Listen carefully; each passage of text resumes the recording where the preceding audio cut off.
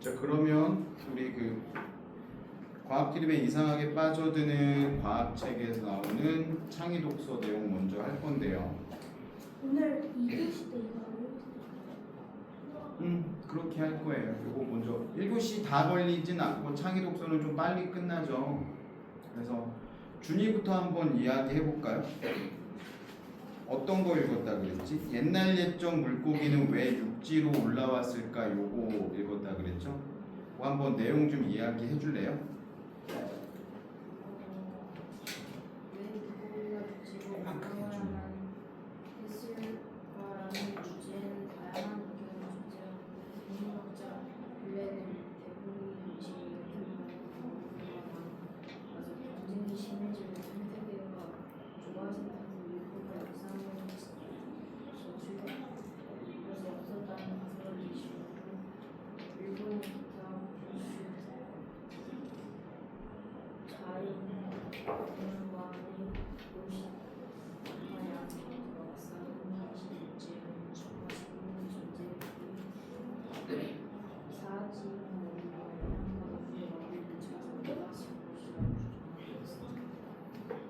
준이가 핵심적으로 이야기했던 거는 물고기들이 왜 육지로 올라왔냐, 제니퍼 클레가 그 이야기고요.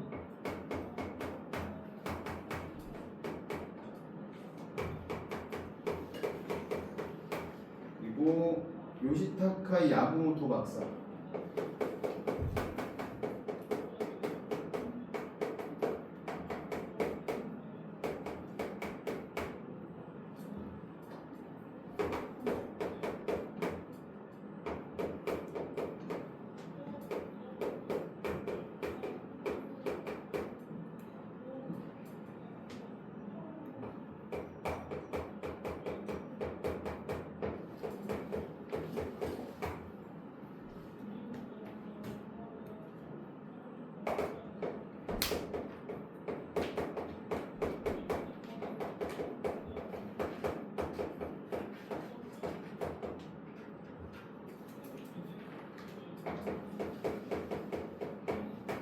요 두 가지 이야기에 좀 집중했네요.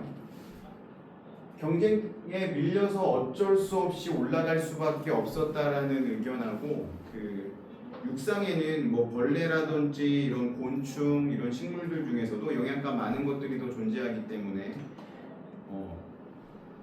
사지형 어류라는 애들이 있어요. 사지형 어류는 실제로 우리가 옛날 화석들을 보면 물고기처럼 생기긴 했는데 지느러미 옆에 이렇게 근육이 붙어 있는 이런 지느러미를 가지고 있는 물고기 어류들이 있거든요. 꼭 다리가 있는 것처럼 이런 물고기들이 존재했었어, 고생대에. 그래서 이런 물고기들이 이 사지 근육이 붙어 있는 요거를 이용해서 다리처럼 걸어 다닐 수 있었을 거다라고 주장하는 그런 과학자들이 있거든요. 딱 봐도 왠지 걸어갈 수 있을 것처럼 생겼잖아, 그렇죠? 그래서 이런 사지형 지느러미가 물론 있기 때문에 발처럼 자연스럽게 뭐 파충류나 양서류처럼 걸어 다니기는 힘들었겠지만 어느 정도는 왔다 갔다 할 수 있었다라는 주장을 하는 그런 과학자들이 있어요. 걔네는 밖에서도 숨 쉴 수 있어요.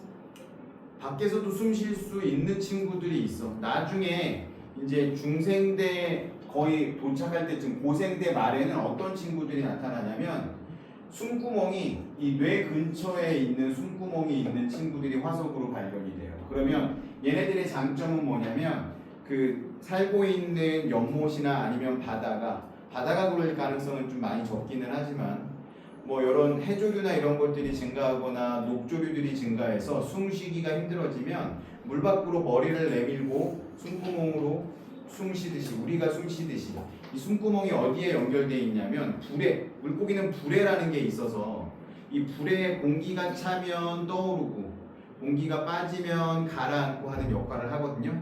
이 탱크 역할 같은 거예요. 공기를 채웠다가 줄였다가 하면서 이 불에하고 연결되어 있어서 불에 이런 혈관들이 붙어 있으면 우리가 사람들한테는 폐가 있어서 숨을 쉬죠. 폐가 있는 것처럼 비슷한 역할을 하는 불에들이 발견되기는 해요. 그래서 이런 식으로 머리 위쪽에 숨구멍이라는 게 있어서 얘가 부래하고 연결돼 있어서 부래를 통해서 가장 기본적인 원시적인 폐 형태를 가진 친구들이 발견이 되는데 얘네들도 그렇게 됐을 거라고 주장하는 과학자들이 있는 거죠. 그러니까 경쟁이 밀렸든 아니면 더 좋은 것을 찾아 나섰든 어쨌든 올라가려고 시도하는 이런 생물들이 물고기들이 있었다라는 게 화석으로 다양한 화석으로 증명이 되는 거지. 그럼 물에서도 줄 수 있고 밖에서도 줄 수 있나요? 그렇죠? 기본적으로 물 속에서는 지느러미로 숨을 쉬겠죠.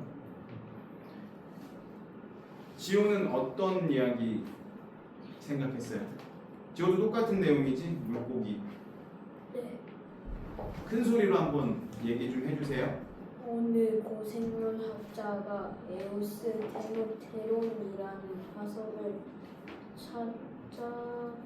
찾았는데 물고기랑 같지만 두꺼운 뼈로 이루어져 있었고 또 다른 학자가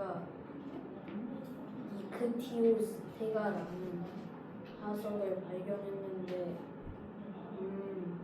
물고기보다는 도롱뇽처럼 생겼고 어느 날 이 중간 단계인 아칸토스테가가 발견되었다 해서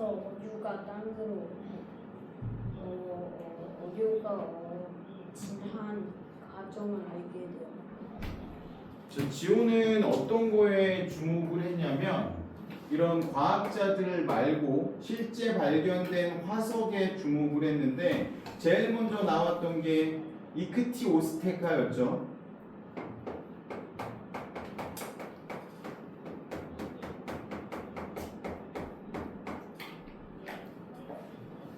얘는 실제로 어류보다는 어떤 거하고도 가까웠냐면 도룡뇽하고 비슷할 정도.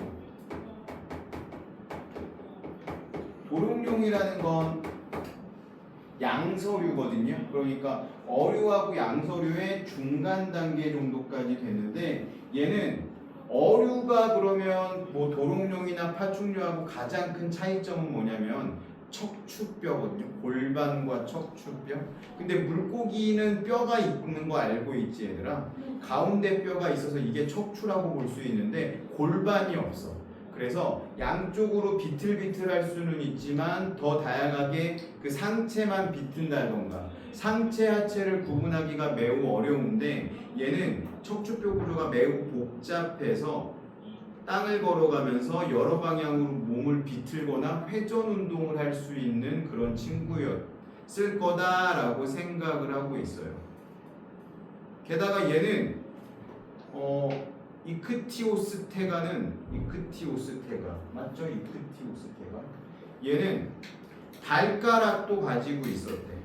골반을 보니까 얘는 언제 살았던 애냐면 3억 6,400만 년 전에 살았던 친구거든요.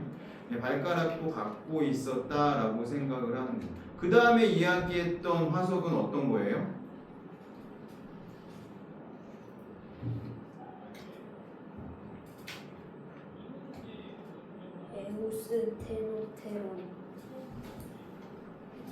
에우스테노테론. 에우스테롭테론은 더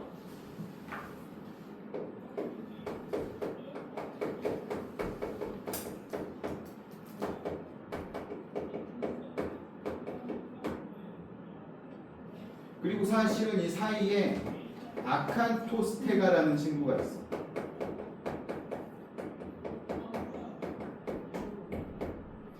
에우스테로스테론 같은 경우에는 뭐라고 표현을 해야 될까?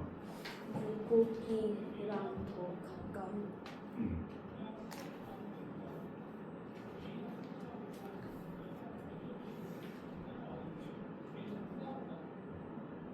그러니까 이렇게 되는 거지. 무조건 얘들이 뭐 한 번 올라왔다가 내려가지 않고 이랬던 건 아니고 굉장히 오랫동안 몇 천만 년 동안 올라왔다 내려왔다 올라왔다 내려왔다를 반복해 주는 그런 상황이었을 거고 얘는 사실은 물고기 지금 우리가 볼 수 있는 왜 안 나오지? 어류하고 더 가까운 친구고요. 근데 갑자기 어류에서 도룡뇽 비슷한 애로 나가기에는 조금 문제가 있을 수 있는데 그 사이쯤 되는 아칸토토스테가라는 친구가 발견이 되는 거예요. 얘도 마찬가지로 아가미를 가진 사지형 어류인데 선생님이 아까 이야기했던 공기구멍을 가지고 있는 친구예요. 그래서 선생님이 그림 그렸던 얘는 아칸토스테가랑 더 가깝다고 생각하면 되겠지. 이렇게 사지를 가지고 있고 공기구멍이 있어. 공기구멍이 있으면 내가 육상으로 올라왔을 때 더 자연스럽게 행동할 수 있겠죠. 거기에다가 이제 조금 더 지나서 이크티오스테가처럼 도롱뇽하고 비슷한 친구가 나타나면 척추뼈가 골반으로 상하로 나뉘어질 수 있게 되니까 실질적으로 이제는 육상 동물이다라고 이야기할 정도까지 진행이 될 수 있는 거죠. 그러면 우리가 어류를 지금 공부를 하고 있었는데 어류하고 땅에서 사는 파충류하고의 가장 큰 차이점이 뭐였을까요? 지나는 파충류도 지느러미가 있나? 물에서 산다. 물에서 사는 파충류도 있기는 하잖아, 그렇지? 그럼 중간에 봐봐. 어류들은 비닐이 있어, 그렇지? 근데 중간에 도롱뇽들은 비닐이 없거든요. 어류에서 양서류로 진화하고 양서류에서 파충류로 진화하는데 그 과정에서 물에 사는 파충류도 있지만 대부분의 파충류는 물 밖에서 아무렇지도 않게 생활할 수 있어. 비늘이 있어서 몸 안에 물을 보존할 수 있게 된 거거든. 근데 도롱뇽일 때는 아직 물을 벗어날 수는 없어. 피부가 마르면 숨을 쉴 수가 없기 때문에. 돈이 필요하면 개구리, 도롱뇽 이런 친구들은 피부가 마르면 죽어요. 딱딱하게 굳어버리면 움직일 수 없어. 죽어. 그래서 여름에 한여름에 예를 들어서 선생님 아파트에도 조그만 석가 연못이라는 연못이 있거든요. 여기 비가 잔뜩 내리면 밤에 엄청 개구리들이 울어. 근데 지금처럼 날이 더워가지고 비가 며칠째 안 왔잖아. 연못이 마르면 밤에 더 이상 개구리 소리가 들리지 않아. 개구리들이 다 어떻게 됐겠어? 죽었을 수도 있고요. 아니면 이제 시원한 곳에 들어가서 뭐 쉬고 있을 수도 있겠지만 길을 가다 보면 가끔 풀밭에 올라왔다가 거기서 그냥 말라 죽어 있는 개구리들을 발견할 수도 있거든요. 그래서 개구리나 이런 도롱뇽들은 피부가 항상 젖어 있어야 돼. 근데 어류일 땐 그런 거 신경 쓸 필요가 없겠죠. 왜냐하면 어류들은 항상 어디에 살고 있으니까 물에 살고 있으니까. 근데 이런 친구들은 에스토스테론에서 아칸토스테가로 진화하고 아칸토스테가에서 이크티오스테가. 물론 얘가 얘로 진화하고 얘가 얘로 진화한 거는 아니에요. 요런 애들이 이런 애들로 진화했다가 이런 애들 중에서 요런 애들로 진화한 애가 있는 거지. 그래서 점점 도룡뇽하고 비슷해지고 이 사지지느러미가 진짜 다리처럼 변하면서 공기구멍이 실제로 코로 변하는 그런 상황이 되는 거지. 코로 변하면서 얘가 가지고 있던 이 불에가 이제는 실질적인 폐로 변할 수 있는 건데 도롱뇽들의 폐도 개구리나 도롱뇽들의 폐도 완전히 온전치는 않아요.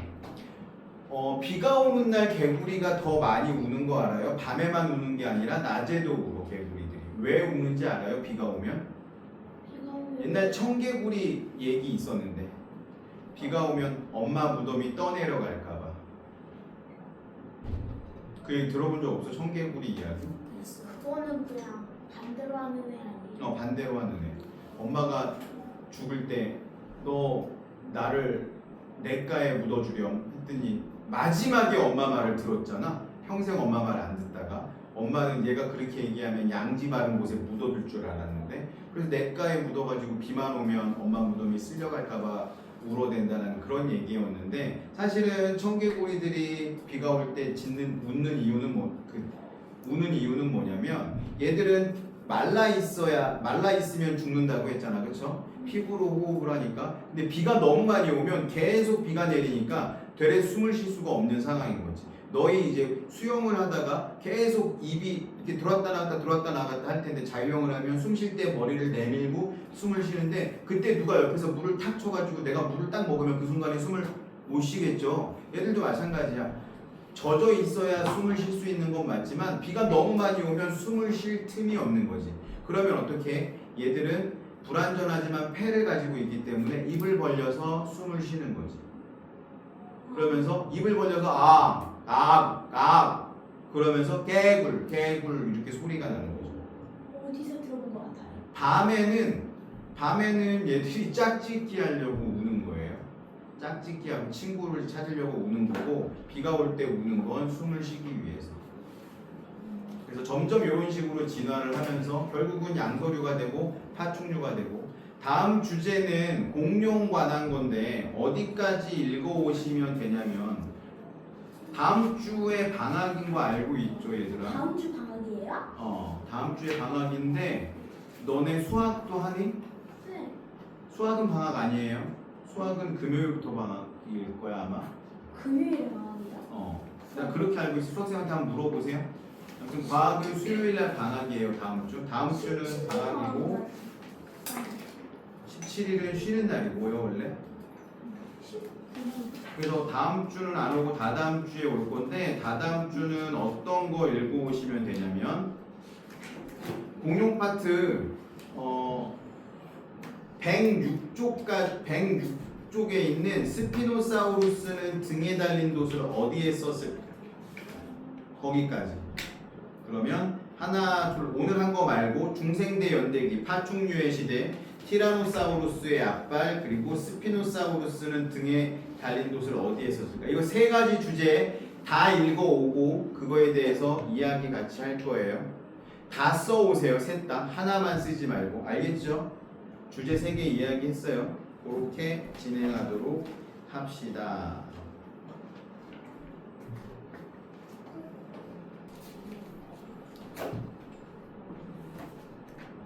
오늘 숙제를 2명밖에 안 해오셔서, 한 분이 안 해오셔서 좀 빨리 끝났고요. 이거 주제를 얘들아 선생님이 3개씩 하라 그랬는데 하나만 똑 쏘면 어떡해. 3개씩 해오세요. 다음 주에는 그래서 스피노사우루스의 도까지 꼭 읽어서 모든 주제에 대해서 내용을 써오도록 하시고, 그거에 대해서 나눔을 하도록 합시다. 오늘 준이도 안 오고 숙제 안 한 친구가 있어서 너무 빨리 끝났으니까, 이렇게 빨리 끝나면 안 돼. 그러면 너희가 또 이야기할 것들이 많이 줄어드니까요. 꼭 그렇게 하시고, 일단 물리교재 104쪽 한번 펴보시면, 지난 시간에 우리 자기에 대해서 배웠는데, 안 켰죠? 켰어요. 자기에 대해서 배웠는데 요거 복습 잠깐만 하고 갈게요.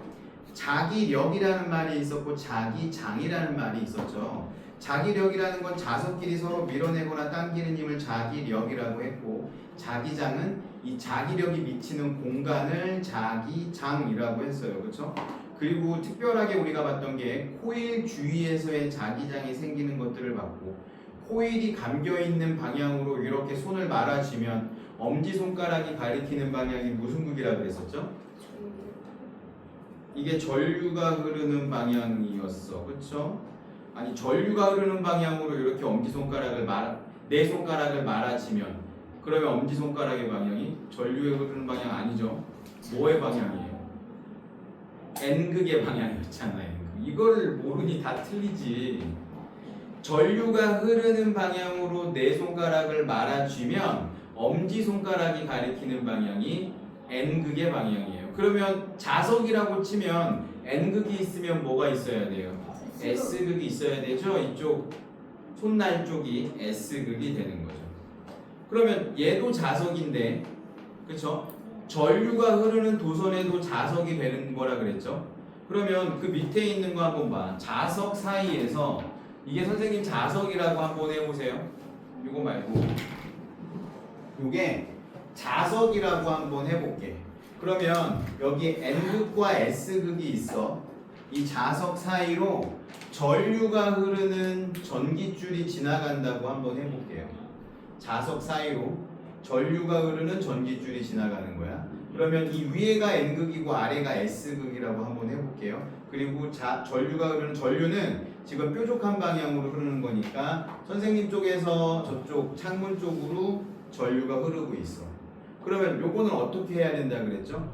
손바닥을 이렇게 펴서 자기장의 방향으로 내 손가락이 가게 하고 엄지 손가락을 전류의 방향으로 맞춰주면 손바닥이 가리키는 방향이 얘가 힘을 받는 방향이라고 했었죠. 그러면 해보세요. 그대로 해봐.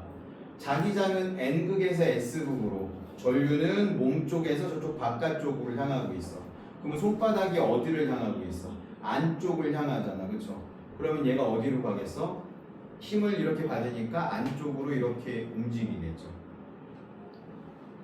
이걸 이용해서 뭘 만들었다고요? 전동기를 만들었다고요. 전류의 방향이 바뀌면, 예를 들어서 전류의 방향이 이렇게 안쪽으로 바뀌어.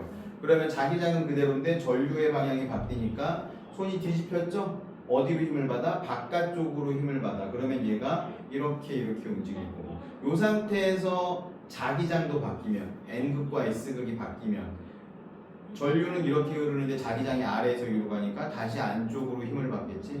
그래서 전류가 흐르는 코일이 힘을 받게 해서 자석 두 개 사이에서, N극과 S극 사이에서 안에다가 코일을 집어넣으면 코일이 어떻게 됐었어요?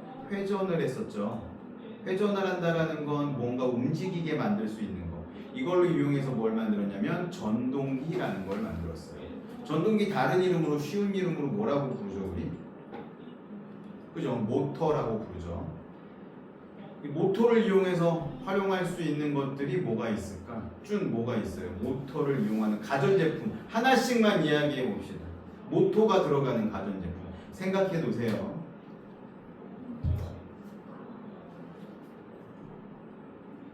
너네 집에 있는 가전제품 중에서 모터가 들어가는, 전동기가 들어가는 가전제품. 승민이부터 얘기해 볼까요? 전자레인지? 전자레인지도 모터 들어가죠. 계속 움직이니까. 근데 선생님 집에 있는 전자레인지는 움직이지 않아. 회전판이 없어 밑에. 그냥 골고루 다 있고. 요즘 나오는 전자레인지들은 돌아가지 않는 전자레인지도 있더라고요. 지호는 선풍기. 선풍기 가전제품이지 그럼 뭐야? 전기를 사용하는 가전제품. 뭐가 있을까요? 돌아가는 거. 건조기도 돌아가잖아. 세탁기도 마찬가지고, 세탁기도 돌아가고, 건조기도 돌아가고, 드라이어도 돌아가. 헤어드라이어 안 돌아가는데요 쌤? 뜨거운 바람을 불어주게 하려고 안에 모터가 들어있어서 돌아가고 있어. 에어컨도 된다. 에어컨도 저 안에 모터가 들어있어. 팬이 돌아가면서 바람을 뿜어내주는 거니까 그냥 단순하게 바람만 나오게 하는 게 아니라 돌아가서 뿌려주는 역할을 하는 게 들어있어요. 그런 다양한 것들이 있어. 돌아가는 것들. 그래서 그런 것들이 다 뭘로 만든다? 우리가 막 배웠던 전동기로 만든다. 지난 시간에 했던 거 복습을 한번 했고요. 핵심 자료 2번 한번 봐봐. 그러면 106쪽의 핵심 자료 2번. 핵심 자료 2번이 이게 코일이잖아. 그쵸? 전류가 지금 아래에서 위쪽으로 흘러가고 있으니까 자 손을 들고 그대로 한번 따라해 봅시다. 아래에서 위쪽으로 이렇게 감아주면 돼. 그러면 엄지가 가리키는 게 무슨 극이라 그랬죠 승민? N극. N극. 여기가 N극, 여기가 S극. 자석하고. 그러면 써있네 문제. 오른손에 네 손가락을 전류의 방향으로 감아지고 엄지손가락을 펼 때 엄지손가락의 방향이 뭐의 방향? 자기장의 방향. N극이 시작되는 거니까 자기장의 방향이 되는 거고, 전류가 만드는 자기장의 세기는 전류의 세기가 어떻게 하면 세지겠어요? 세지면, 크면 세지겠죠? 5번도 한번 볼게요. 지금 전류가 어떻게 흐르고 있어? 아래에서 올라와서 오른쪽을 향하고 있잖아. 그쵸? 아래에서 위로 올라오네. 뒤쪽에서. 그러면 이번에는 이렇게 돼야 되겠지. 반대로. 그러면 어디가 N극이 돼야 되냐면 오른쪽이 N극이 돼야 되니까 나침반의 모습이 틀린 게 D가 틀렸네요. 그쵸? 빨간 쪽이 N극이니까 얘가 N극 빨간색이 오른쪽을 향하고 있어야 되는 거지. 근데 D는 빨간색이 왼쪽을 향하고 있으니까 얘가 틀린 거죠. 그 6번 코일 속에 철심을 넣어 만든 자석. 코일인데 이 안에다가 자석을 넣어놨어. 그러면 이게 뭐가 된다 그랬죠?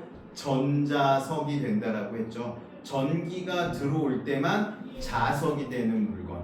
전자석이라고 했죠. 이 전자석을 어디에 이용한다라고 그랬었죠?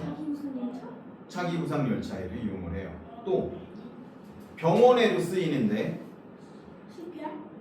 네? 아 왜지 그 띡띡띡 하는 거 CPR에는 아니에요. 심장 잡으러 죽었기? 제세동기에 쓰이는지 안 쓰이는지 사실 정확히 모르겠네요, 선생님도. 그 모니터에서 띡띡띡 거리는 거 그거는 아닐 거고요. MRI라고 들어봤어요? 병원에서 촬영하는 MRI에도 이 강력한 자기장이 쓰이는 아 그거? 자석이 필요해요. 이런 데서 주로 많이 써요. 동그란 데 들어가가지고 들어가서 이렇게 큐브처럼 되어 있는데 몸을 누워서 그대로 들어가면 우리 몸을 이렇게 자기장으로 슬라이스 한 것처럼 볼 수 있어. 속 내부 모습을 볼 수 있게 해주는 거죠. 거기 전기 출입구 아니 자석 출입구 제어처럼 같은 거 자석뿐만이 아니라 쇠붙이 못 갖고 들어가요 거기에. 얼마 전에 몇 달 전에 좀 안타까운 사고가 한 번 있었는데 그 어떤 할아버지가 MRI를 찍기 위해 들어가서 전원을 켰는데 저쪽에 있던 쇠로 된 그런 소화기가 날라와가지고 찡겨갖고 돌아가시는 안타까운 사고가 일어난 적도 있어요. 그러니까 왜 그 쇠로 만든 소화기가 그 안에 있었는지는 모르겠는데 소화기가 아니라 산소통이었나 보다. 산소통 쇠로 만들어진 거 이 분배였는데 이 분배가 날라와서 찡기는 바람에 할아버지가 돌아가신 적이 있어요. 정말 무서운 거예요. 그만큼 자기장의 세기가 엄청 세다라는 거죠. 자, 그러면 오늘은 여기도 해야 되는구나. 그 113쪽도 한번 펴봅시다. 113쪽 19번하고 20번 틀렸었지.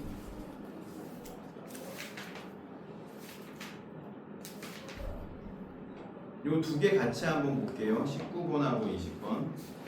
전류가 흐르는 코일 주위에 놓여있는 나침반의 위치. 전류가 지금 어디서 어디로 흐르고 있어? 위에서 아래로 흐르고 있어요? 아래에서 위로 흐르고 있어요? 위에서 아래로. 그러면 위에서 아래로 이렇게 말아줘야 되겠죠? 어디를 향하고 있어? 자기장이 A 쪽이 N극이 돼야 되겠네요. 그렇죠? A가 N극이고 C가 S극이 돼야 되겠네요. 그러면 그림으로 그리면 전류가 이렇게 흐르고 있어. 여기가 A고 여기가 D네요. 맞죠? 위에가 B, 여기가 아니네. 여기가 C고 여기가 D네요. 그러면 이렇게 말아주면 여기가 N극이 돼야 되는 거고 여기가 S극이 돼야 되니까 자기장이 이렇게 나와서 이렇게 돌아서 이렇게 들어가야 되겠네요. 안에서도 나와서 와서 이렇게 들어가야 되는 거죠. 그렇죠? 그래서 4번 기역, 니은, 리을이 맞아요. 내부에서는 자기장이 어떻게 되겠어요? 내부에서는 마찬가지야. 그대로 자기장이 이렇게 지나가면 되는 거지. 디귿은 왜 틀렸는지 한번 봅시다. B와 D에 놓인 나침반의 바늘이 N극은 서로 반대이다. B와 D잖아. 지금 화살표가 어디를 향하고 있어요? 둘 다 왼쪽으로 향하고 있죠? 이 화살표의 방향이 나침반 N극의 방향이라고 했으니까 B하고 D는 같은 방향을 가리키고 있어야 되겠죠. 이건 자석에서도 마찬가지예요. 자석이 이렇게 있다라고 하고 여기가 N극이고 여기가 S극이면 자기장이 이렇게 나와서 끊어지지 않고 들어가기 때문에 나침반을 여기다 갖다 놓으면 항상 N극이 화살표가 가리키는 방향. 여기서는 N극이 이쪽, S극이. 여기서는 똑같이 N극이 여기, S극이 이쪽. 그러니까 방향이 나란히 놓게 되면 항상 같은 방향을 가리키게 된다는 거죠. 이제 조금 헷갈리긴 하죠. 그렇죠? 자, 20번. 자석 두 곡 사이에 놓인 도선이래요. 이것도 그대로 한번 해보면 되겠네. 자기장은 N극에서 S극으로, 되고 전류는 어디서 어디로 흐르죠? 플러스에서 마이너스로 흘러요? 마이너스에서 플러스로 흘러요? 마이너스 아니에요. 전자요? 전자 말고 전류. 플러스에서 그죠? 전류는 플러스에서 마이너스로, 전자는 마이너스에서 플러스로. 그럼 이것도 한번 손바닥을 펴서 그대로 한번 해봅시다. 지금 플러스가 오른쪽이니까 위에서 내 몸 쪽으로 전류가 흐르고 있겠네요. 자기장은 N에서 S니까 이렇게 뒤집어야 되겠네요. 그렇죠? 그러니까 손바닥이 하늘을 향하고 있죠? B 방향으로 가겠네요. B 방향으로. 가는 B 방향으로 가고 나는 전지 그림이 있는데 긴 게 플러스라 그랬죠. 그럼 전류는 이렇게 가고 있고 자기장은 이쪽 아래에서 위로 향하고 있으니까 이번에는 C 방향 바깥으로 전선이 움직이겠네요. 그래서 5번이 틀렸어요. 전류의 방향과 자기장의 방향을 모두 바꾸면 힘의 방향도 바뀐다. 아니죠. 하나만 바꾸면 힘의 방향이 바뀌어. 보세요. 선생님이 지금 이렇게 하고 있어. 자기장은 몸 쪽에서 바깥 이렇게 가고 있다고 해봐. 자기장은 이쪽에서 저쪽으로 가고 있고 전류는 아래에서 위로 가고 있어. 전류의 방향만 바꾸면 어떻게 돼? 자기장 방향 바뀌지 않으면 힘의 방향이 바뀌었죠? 근데 이 상태에서 자기장의 방향도 바꾸면 다시 안쪽을 가잖아. 그렇죠? 한 가지를 바꾸면 힘의 방향이 바뀌는데 두 가지를 바꾸면 바뀐 게 또 바뀌니까 다시 제자리로 돌아오게 되는 거지. 무슨 뜻인지 알겠죠?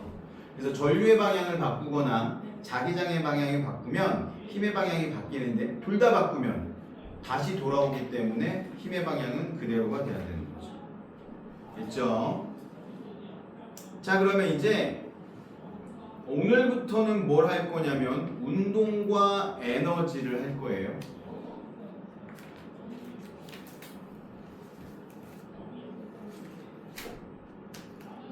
오늘은 첫 번째 과정 운동에 대해서 보도록 합시다.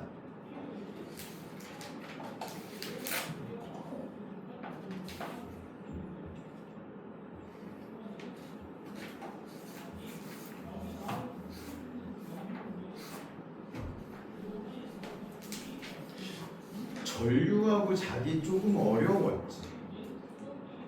그 전에 하던 거에 비해서. 그쵸? 좀 많이 어려웠지? 괜찮아요. 물리 파트는 나중에 한 번 더 할 거예요. 완전히 우리가 요거 한 번 했다고 해서 중학교 물리를 다 이해할 수 있는 건 아니거든. 중학생들도 이 파트를 어려워해. 하지만 열심히 좀 해주셨으면 좋겠어요. 빼먹지 마시고. 알겠죠? 자, 오늘은 운동에 대해서 이야기할 건데 일단 운동이라는 거가 무언지부터 우리 정의를 하고 가도록 합시다. 어떤 게 운동이라고 생각해, 승민아? 물체가 움직이는 거. 움직이는 거. 지호는요? 위치가 바뀌는 거. 사실은 비슷한 말이네요. 물체가 움직이면 위치가 바뀔 테니까. 준이는 어떻게 생각해요? 시간이 지났을 때 위치가 맞아요. 더 정확해졌어. 점점 이제 우리가 이야기를 나누면서 개념이 명확해지고 있어. 물체가 움직이는 거. 그럼 움직이면 위치가 바뀌겠죠? 근데 그 위치가 바뀌는 게 시간 흐름에 따라서 위치가 바뀌는 거. 이걸 정확히는 운동이라고 해요. 그래서 정확히 교재에는 뭐라고 써 있냐면 시간에 따라 물체의 위치가 변하는 거. 이걸 운동이라고 한다라고 했고 밑에 보니까 속력이라는 단어가 나오거든요. 우리 벌써 너희 수학 시간에 거속시를 배웠을 것 같은데 거리 속도 시간.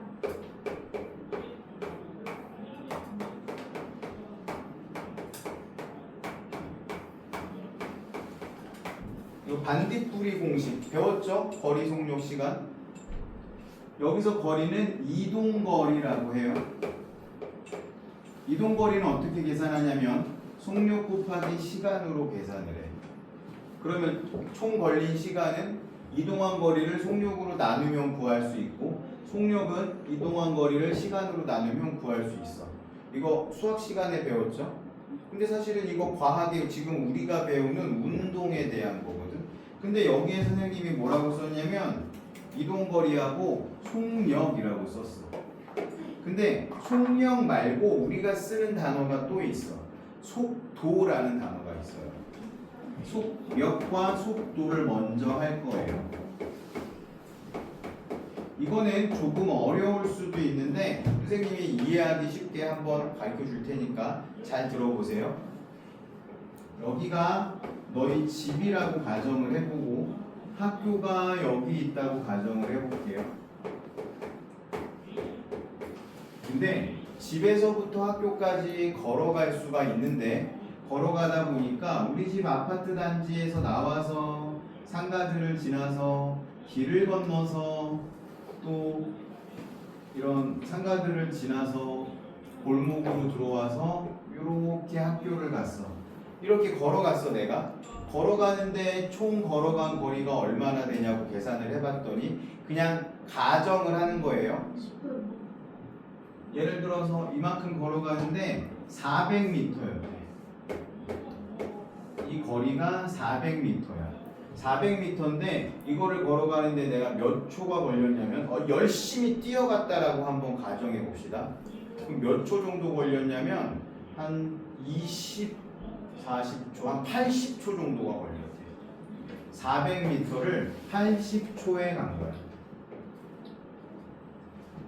그러면 집에서부터 학교까지 실제로 내가 간 이동한 거리잖아. 그쵸? 그러면 속력은 어떻게 구할까요? 이동거리를 시간으로 나누면 속력이라고 했잖아. 그쵸?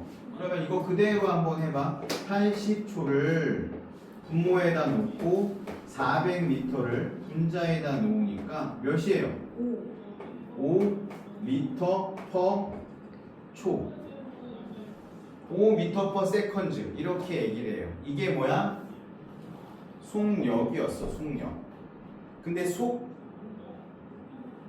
속도는 뭐냐면 이거 봤더니 우리 집에서 학교까지 직선 거리를 쭉 그어봤더니 얼마가 나왔냐면 200m가 나왔대.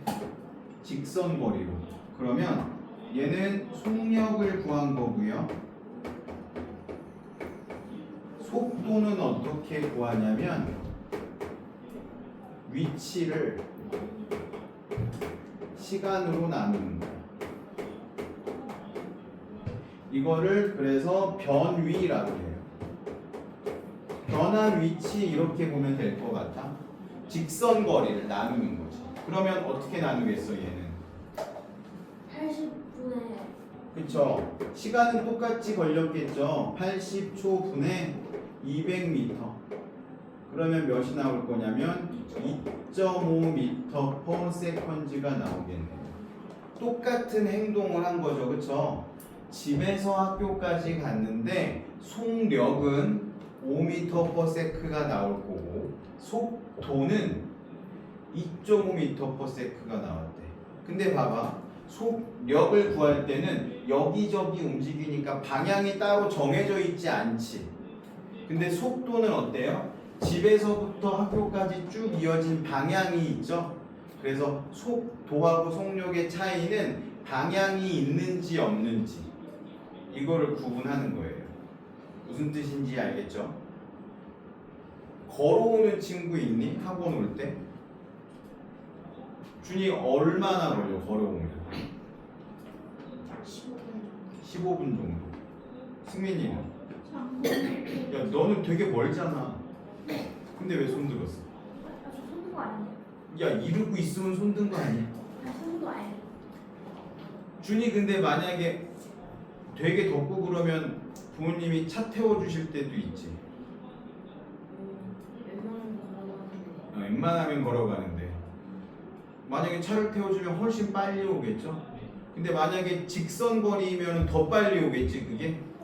그쵸? 그런 거야. 그래서 직선 거리로 가면 당연히 더 짧아질 수밖에 없는 거고 속도가 더 빨라지겠죠 대신에?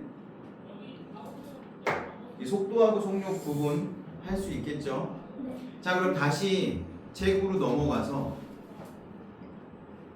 책에는 지금 속력이 나와 있어요. 그쵸? 그래서 뭐라고 나와 있냐면 그 속력 구하는 공식에 동그라미 쳐놓으세요. 그리고 선생님이 그려놨던 요것도 다시 한번 써놓으세요. 이 무단벌레 공식. 이동거리, 속력, 시간. 여기다가 곱하기를 표시하기도 해. 이동거리는 속력 곱하기 시간이어서. 속력은 이동거리를 시간으로 나눈 거예요. 그래서 일반적으로 미터 퍼 세컨즈라는 단위를 많이 쓰고요. 이거보다 더 큰 단위는 킬로미터 퍼 아우어 단위를 씁니다. 킬로미터 퍼 아우어. 1시간 동안 몇 킬로미터를 갔냐 이거를 말하는 게 킬로미터 퍼 아우어인 거고, 이거보다 조금 작은 단위는 미터 퍼 세컨즈. 1초 동안 몇 미터를 갔냐 이 뜻인 거겠죠? 그러면 킬로미터 퍼 아우어를 미터 퍼 세컨즈로 바꿀 수도 있어야 되겠다. 그렇죠? 어떻게 하면 바꿀 수 있을까요? 1킬로미터는 몇 미터죠? 1km. 맞아요. 1000m. 그러면 이걸 바꾸려면 위에가 예를 들어서 1km per 1hour라고 합시다. 1시간 동안 1km를 갔어. 그러면 이걸 바꾸면 어떻게 되겠어요? 1000m. 아, 이거는 좀 너무 60. 작은가? 60. 72km로 합시다. 72km. 자동차를 타고 시속 72km로 1시간 동안 갔어. 아빠 차를 타고. 그러면 몇 미터 퍼 세컨드인지 계산을 한번 해볼게요. 7000. 그러면 72,000 72,000 미터 퍼 1시간은 몇 초예요? 3600. 3600초. 3600초 하면 공 2개 없어지고 요 위에도 공 2개 없어지면 36분의 720이니까 몇이겠어요? 20m per 세컨즈가 되는 거예요. 70이라는 숫자를 왜 썼는지 알겠지? 계산하기 쉽게 하려고. 그럼 만약에 36km였으면 36,000 나누기 3,600이니까 10m per 세컨즈. 계산할 수 있겠죠? 1시간이 몇 초인지 알고 킬로미터가 몇 미터인지 우리 알고 있으니까 다 계산할 수 있을 것 같아요. 이게 언제 나오냐면 사실 중학교 3학년 때 나오는데 요거를 잘 계산하지 못하는 우리 선배들도 있어요. 초등학교 때 이렇게 복잡하게 숫자가 커지는 계산을 많이 안 해본 친구들이 잘 못하더라고. 몰라서 안 하는 게 아니라 자꾸 숫자를 틀리더라고. 실수를 뭐 0을 하나 더 뺀다든지 하나 더 붙인다든지 이런 실수를 하는데 이것들은 자꾸 연습해봐야 더 쉽게 할 수 있어요. 자, 그러면 속력에 대해서 배웠어요. 속력은 미터 퍼 세컨즈 혹은 킬로미터 퍼 아워라는 단위를 쓰고 속도도 마찬가지로 단위 똑같아요. 근데 속도하고 속력의 차이는 뭐라 그랬어요? 속도는 방향이 있는 거고 속력은 방향이 중요하지 않은 거고. 그래서 속력이라는 건 총 이동한 거리를 시간으로 나누는 거라 그랬고, 그러면 봐봐.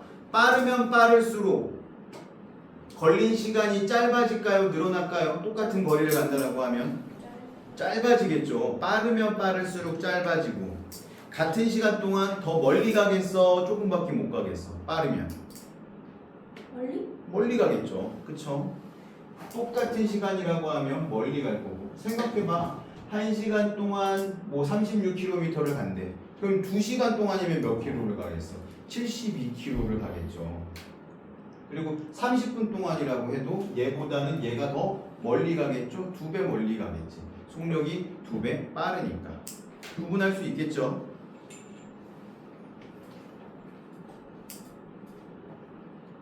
자, 그러면 속력이 일정한 운동을 한번 보도록 할게요. 속력과 속도에 대한 개념을 너희들이 이제 배운 거예요.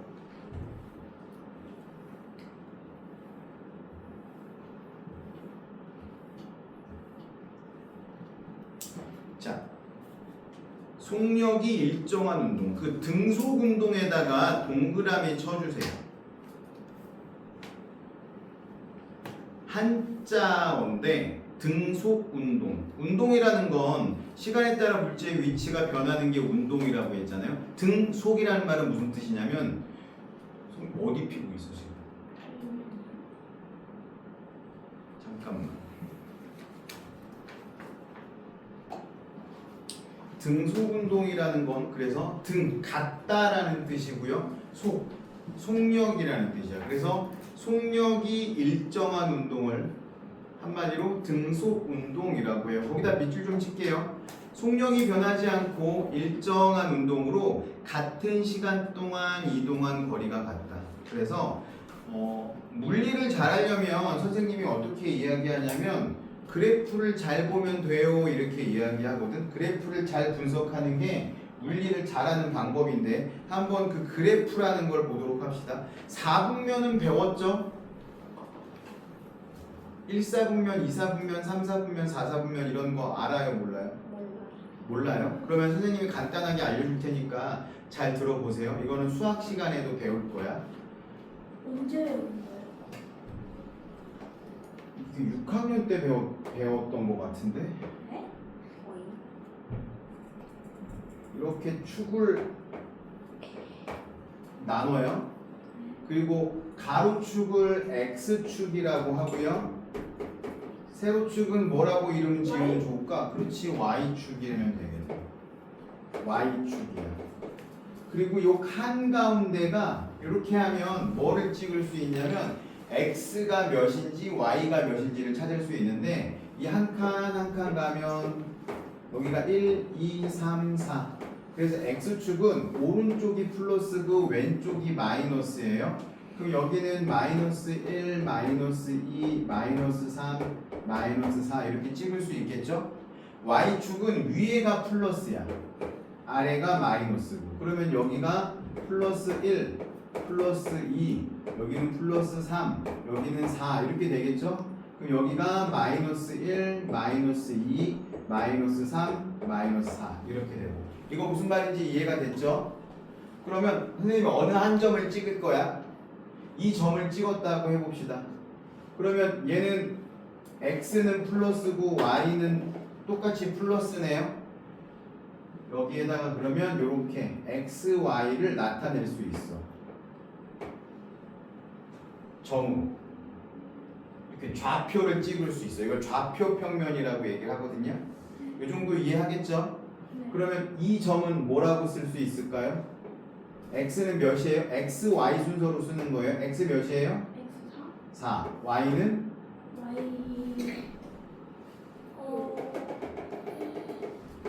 그렇죠. 1. 이렇게. 그러면 이 점을 한번 찍어 볼게요. X3 x3, Y4 y도 3. 아, 그렇죠? 네? 근데 여기다 점을 찍어 볼게 이번에는. 여기에다 점을 찍었어. X3 Y x3 아니죠? x 마이너스 3이죠. X 마이너스 3 플러스 2 y는 2. 여기에다 점을 찍으면 마이너스 2 마이너스 마이너스 2, 마이너스 2. 여기에다 점을 찍으면 플러스 2 마이너스 그죠? x는 2, y는 마이너스 2. 이런 식으로 점을 찍을 수 있겠죠? 이쪽 둘 다 플러스인데 x도 플러스이고 y도 플러스인데 여기를 뭐라고 하냐면 일사분면이라고 하고요. 이렇게 시계 반대 방향으로 가는 거야. x는 마이너스고 y는 플러스인데를 이사분면. 전부 다 마이너스인데를 3 3사분면. 4 맞아요. 그래서 x는 플러스인데 y는 마이너스인 여기를 제 4사분면이라고 해요. 4개로 나눈 거 중에서 네 번째라는 뜻인 거고 4개로 나눈 거 0점을 중심으로 4개로 나눈 거 중에 첫 번째, 두 번째, 세 번째, 네 번째라는 뜻이에요. 이해가 됐죠? 무슨 말인지? 근데 우리는 이 물리 그래프를 볼 때 주로 어디를 볼 거냐면 1사분면하고 4사분면을 주로 볼 거예요. 그래서 1사분면을 쭉 잘라서 놨다라고 생각하면 돼. 지금 보고 있는 그래프는. 그러니까 x 플러스 y 플러스 위로 가면 이해할 수 있겠죠? 잠깐만 쉬었다가 계속 하도록 할게요. 자